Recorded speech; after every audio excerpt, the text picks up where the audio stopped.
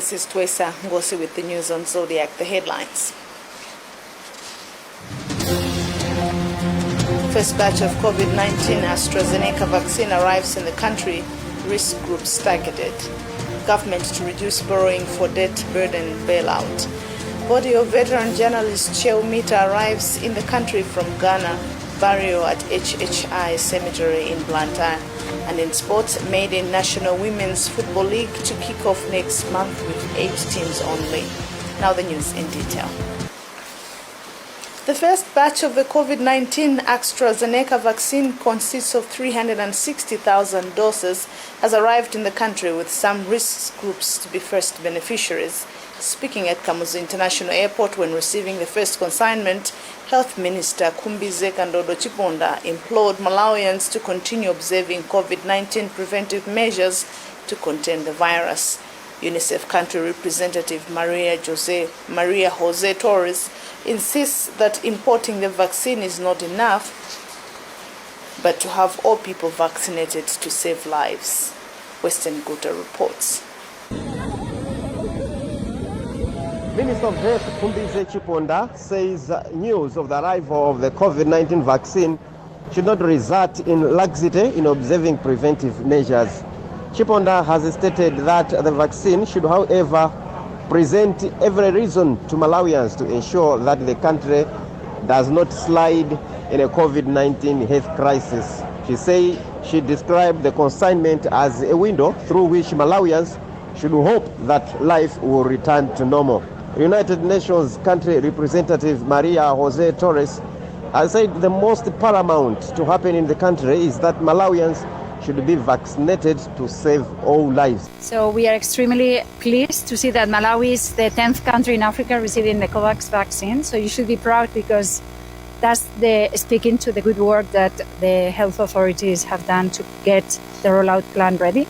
As you know, this is 20% of the total population of Malawi. This is the first batch and is intended to provide vaccination for the healthcare workers that, as you know well, are the ones who are in the front line and have been suffering most in terms of infections and also death cases. And UNICEF country representative Rudolf Schwenk says that there is need for proper vaccination if it is going to be effective, and has since appealed to all Malawians to heed the call to take the jab so that life returns to normal as soon as possible.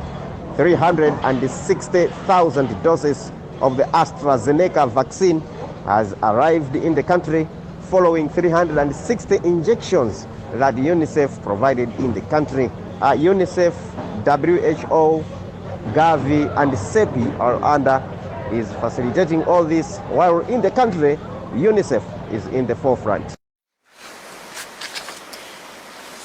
To national budget issues, Minister of Finance Felix Mlusu says the Tonse-led administration is working on reducing appetite for borrowing in its effort to reduce debt burden for the country. Mlusu said this in Parliament today as he responded to the opposition Democratic Progressive Party DPP spokesperson on finance and budget and finance chairperson who all faulted government for failing to tame borrowing, which in the first 6 months stands at 304 billion kwacha. Mulusu, however, admitted that it was difficult to run away from borrowing due to the economic status of the country. And Ruviano has further report. As captains of the industry continue expressing worry over accumulated debt for the country, which stands at 4.1 trillion kwacha, members of parliament also took to task government on the need to tame borrowing. In their separate responses to mid-year budget review statement, DPP spokesperson on finance Joseph Munamvika and budget and finance chairperson Gladys Ganda questioned the continued tendency of borrowing, which they agreed will stifle the country's economy in the long run. But in response, Finance Minister Felix Mlusu said government is already taming appetite for borrowing. Mlusu said, for example, government borrowed 304 billion kwacha against 365 billion kwacha that was projected.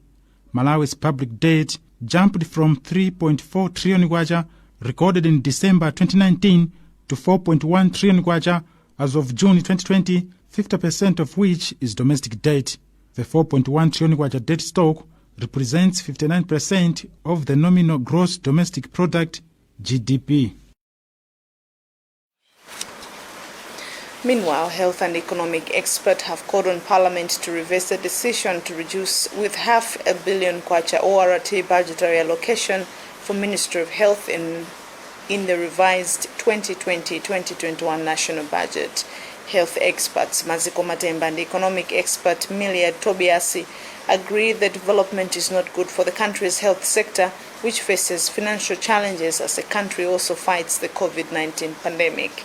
More in this report, filed by Winston Kaimira. On Friday, the Budget and Finance Committee of Parliament expressed concern over government's decision to reduce budgetary allocations for key ministries under the Other Current Expenditures (ORT). Affected state bodies include the Ministry of Health, which has over 500 million kwacha removed, while the National Assembly's budget has been reduced by 1 billion kwacha. Health expert Maziko Matemba has since joined calls to reverse the decision to trim the budget allocation for the Ministry of Health. Matemba says with the COVID-19 pandemic, government needs to show commitment in financing the health sector by allocating more funds. We might still have the third wave. As you know, the second wave was bad enough and so violent. We lost a lot of Malawians, but also, as you are aware, that we also have many people who were hospitalized. Everything was supposed to be given a lump sum amount. Economic expert Mibawa Tobias concurs with Matemba. He says estimates are not made in most government ministries, departments and agencies. Therefore, there's need to prioritize allocations for crucial bodies such as the Ministry of Health. It's justified to question why a reduction should take place in the Ministry of Health, but also to say that the whole national budget is actually lower than what would be needed. If you ask the ministries, departments, and all entities, they will tell you that they needed much more than actually a budget that is approved. The budget declaration stipulates that the Ministry of Health be allocated at least 15% of the total budget, which most countries, including Malawi, fail to meet.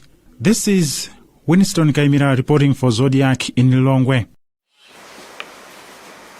Government has declared that the public teachers' strike has been going on for 2 weeks now is over, saying it has reached a consensus with the Teachers Union of Malawi, TUM. Principal Secretary in the Ministry of Education responsible for administration, Kingswell Kadamau, adds that the teachers will resume teaching. The teachers are demanding a COVID-19 risk allowance. Chimwemwe Padanta engaged Dakamau. Malawians are aware that the ministry and the TUM national executives were in a meeting for 3 days. We started on a Tuesday and finished around 1 a.m. on Tuesday. On Wednesday, the same thing. We finished around 1 a.m. And yesterday, they had their own internal meeting. And after that, we resumed and finished around 6 p.m. TUM was represented by 15 national executive members together with the president. It's like they were 16. And from the government side, we had all the directors in the ministry, and also as a witness, we had the commissioner for labor.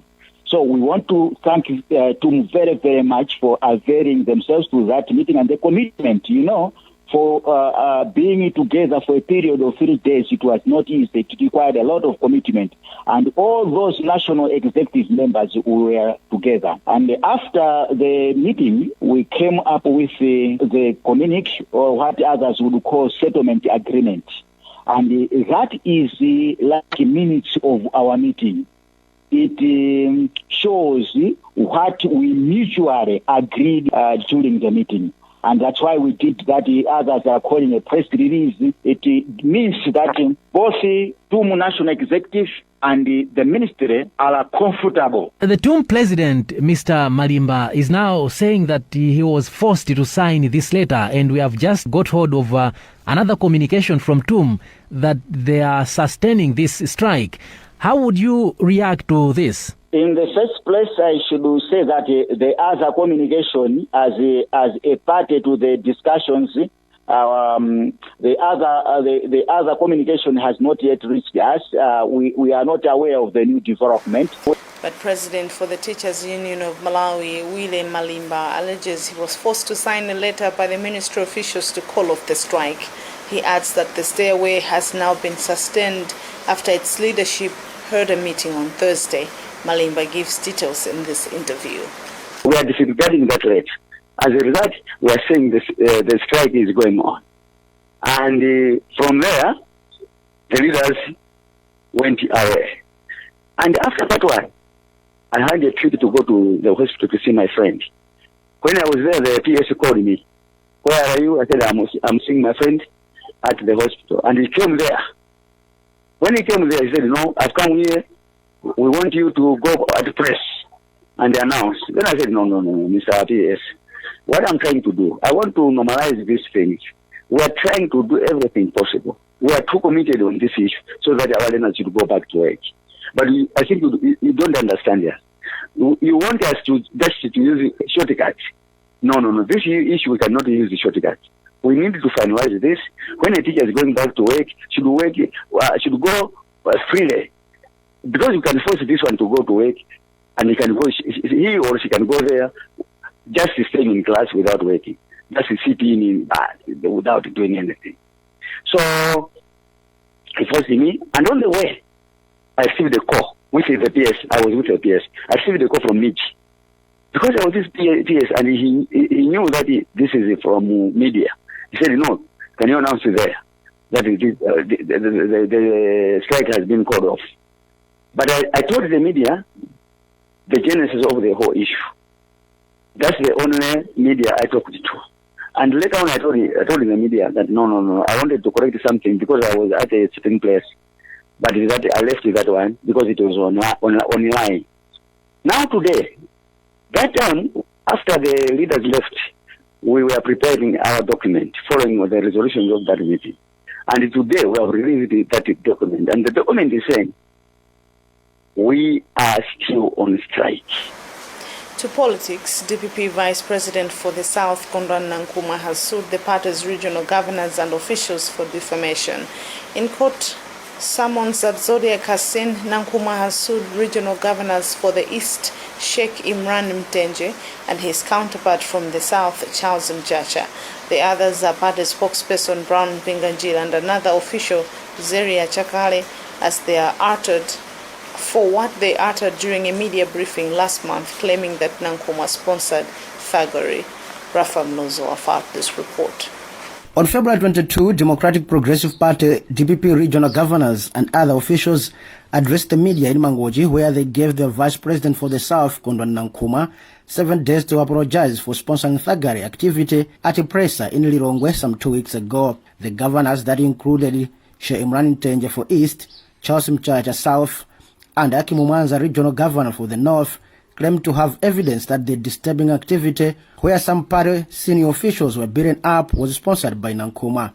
Now Nkhani has gone to court where, among other things, is seeking damages for defamation and loss of public image from Mtenje, Mpinganjira, Chakwera and Mchacha. His lawyer, Kwima Mkizi, has confirmed. First defendant on the matter, Sheikh Mtenje, has said in an interview he will comment later, saying party issues are not supposed to be referred to court. No. Until today, I haven't received anything. In fact, I'm hearing from you. I don't know if there is any summons for me. I'm actually surprised that you're telling me that there are summons for me. What for? If indeed there are summons, because that was a party issue. So I'm really surprised that party issues are now being taken to court. For ZBS, this is Rafa Mlozo reporting. You're watching the news here on Zodiak. We'll be back with more after this.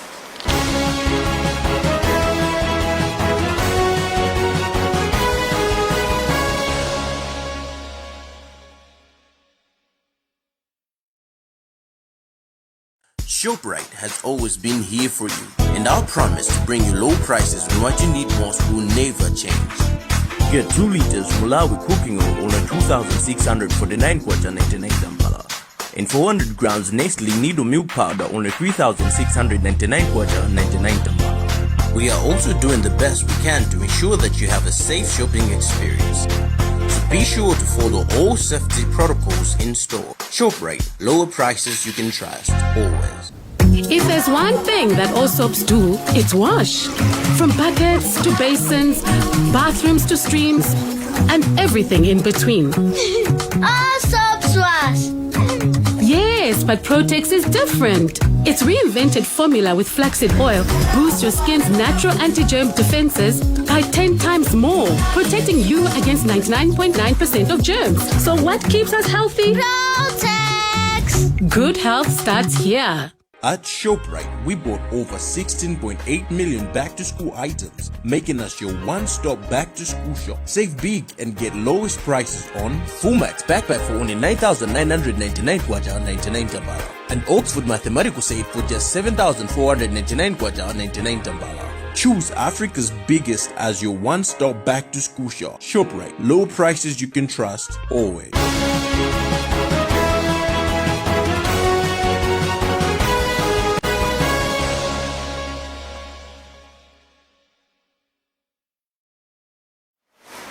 Welcome back. This is Twesa. Goes to the headlines as we continue with the news. First batch of COVID-19 AstraZeneca vaccine arrives in the country. Risk groups targeted. Government to reduce borrowing for debt burden bailout. Body of veteran journalist Chilima arrives in the country from Ghana. Burial at HHI Cemetery in Blantyre. And in sports, Maiden National Women's Football League to kick off next month with 8 teams only. Moving on with the news, Ministry of Information says the Malawi Communications Regulatory Authority MACRA will review the decision that was tossed for service providers to introduce annual subscription fees for all phone numbers. Minister responsible Gospel Kazako said this in Parliament Friday morning as a response to a question by Kasungu North legislator Mike Bango, who questioned the decision, saying it would infringe poor Malawians. Andrew Viano has further report. The revised Malawi National Numbering Plan and the draft numbering fee schedule, which stakeholders were discussing, contained a proposition that service providers should introduce service fee for all phone numbers. This did not go down well with some legislators in the House who questioned the rationale of the decision. Kasungu North Member of Parliament Mike Bango decried the decision, arguing it will affect poor Malawians. Much as we appreciate that this fee will be covered by licensees, you and me, we know better that these telecom providers get money from subscribers. They don't have sponsors. The sponsors we are the ones who sponsor them. I therefore ask the Minister of Information to tell this House and indeed the nation about this development. But in response, Minister of Information Gospel Kazako said the decision was made by the former board of MACRA and is subject to review. He said the current board will look into the proposition and give direction. Coming from one of our statutory corporation is something that we're going to look into. We'll be also engaging the board. But we very much doubt, those of us in government, we very much doubt that this board, because it's a very high quality board, a board that is very aware, a board that is not there to pass things that will abuse the consumer, we doubt very much that this is going to pass because it does not create interface with our vision as a government. It is estimated that about 8 million Malawians are mobile users. The subscription fee was proposed at 120 kwacha per year. Meanwhile, the fraud and abuse of office case involving former MACRA Director General Godfrey Itai has been adjourned to 7th of April this year. Itai and his co-accused Benji Tsonga and Joseph Ngalawa appeared before the Blantyre Magistrate Court on Thursday, where the state paraded 2 witnesses. State Advocate Zikondian Tumalunda disclosed in an interview that the state will parade 4 more witnesses during the next hearing. Burial of late veteran journalist Chilima will take place at HHI Cemetery in Blantyre Saturday morning. Chilima, 45, succumbed to COVID-19 at a hospital in Ghana on February 21st. Her remains arrived in the country Friday afternoon through Chilega International Airport in Blantyre. Until her death, Cheu was one of the UN staff working in Nigeria. Alfred Guta reports. A plane carrying the remains of renowned journalist Chilima arrived at Chilega International Airport in Blantyre on Friday at around 2 p.m. a somber mood engulfed the waving bay where her relations, media gurus and her friends waited in dismay to receive her body. Cheu's uncle, Andrew Nkoka, has described the death as a blow to their family. We are very much touched because she is the only one who used to give a lot of help in our family. So losing Cheu is a very big blow to the family. Cheu Mita succumbed to COVID-19 in Accra, Ghana, where she was airlifted from Nigeria for treatment. Until her death, Cheu was working with the World Food Programme, WFP, in Nigeria. Before joining WFP, Cheu Liken Mita worked with Nation Publications Limited for years. The media fraternity has described the death of Cheu Mita as a huge loss to the industry. Cheu Liken Mita has died at the age of 41 and is survived by one child. She will be buried at HHI Cemetery in Blantyre on Saturday. For Zodiak in Blantyre, this is Alfred Guta reporting. We now move on to sports.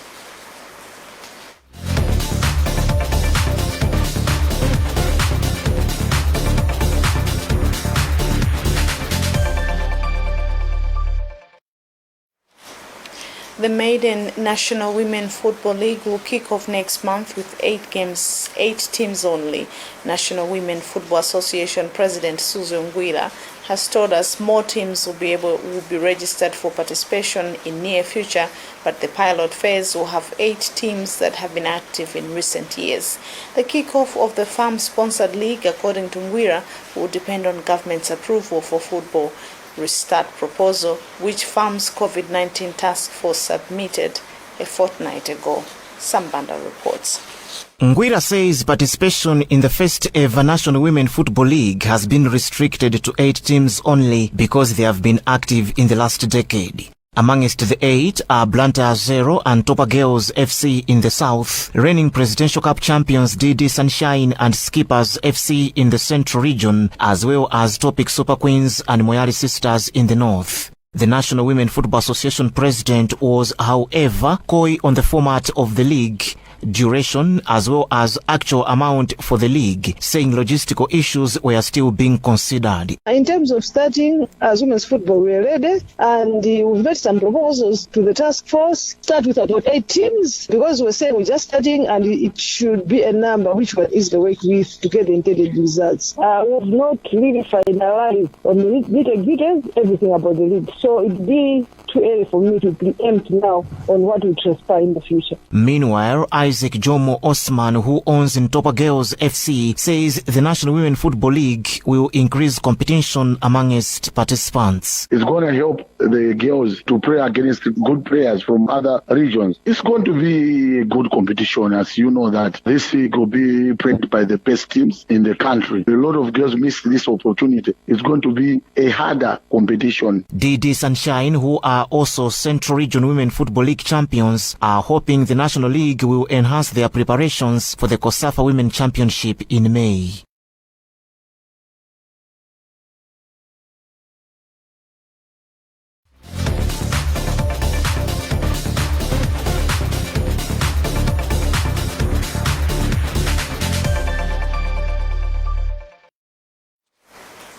Well, that's it for now. Let's take another look at the headlines before we leave. First batch of COVID-19 AstraZeneca vaccine arrives in the country, risk groups targeted. Government to reduce borrowing for debt burden bailout. Body of veteran journalist Cheu Mita arrives in the country from Ghana, burial at HHI Cemetery in Blantyre. And in sports, maiden National Women's Football League to kick off next month with 8 teams only. Visit our website zodiacmalawi.com for more news. Remember, we are not out of the woods yet on COVID-19, so follow preventive measures without fail.